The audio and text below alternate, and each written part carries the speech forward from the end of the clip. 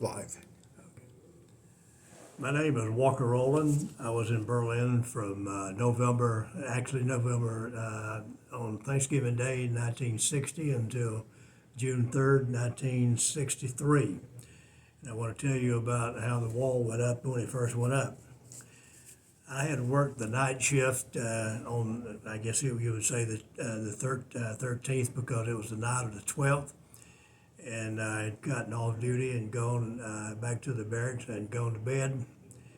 I guess it was around 10 or 11 o'clock. The alarms went off. And during the night, when we had been on duty, we noticed something was going on at the border.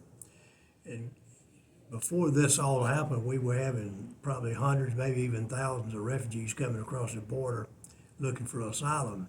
But this morning, when the alarm went off, we jumped up, got up, put my clothes on, and I was told it was an alert going on because the East Germans were building a wall around us.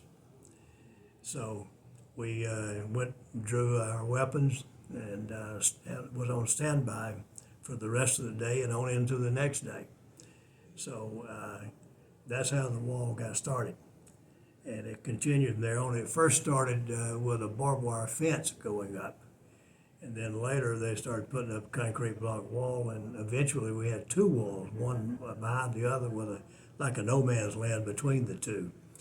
So people tried to escape a few times and got shot, and some made it through.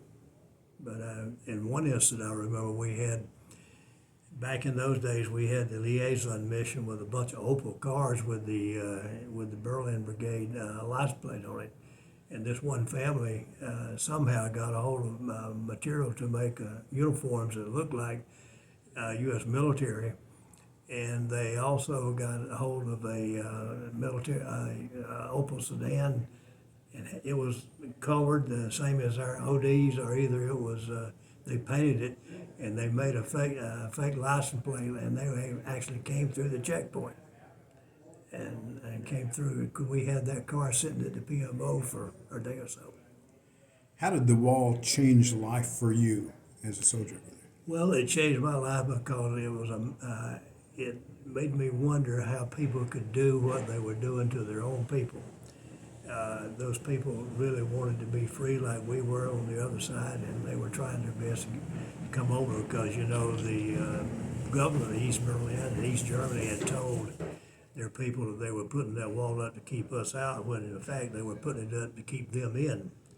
And it's a tragic situation to see something like that happen to a lot of people. How do you list the Berlin experience for yourself? Was it the best, worst?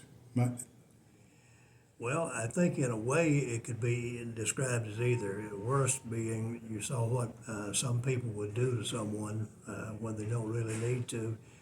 And the best was it was an eye-opener, and I got to see what really life was like in two different operations where people are free and where they're not free. Walker, thank you very much for your time. Sure. That was a great interview. Appreciate it.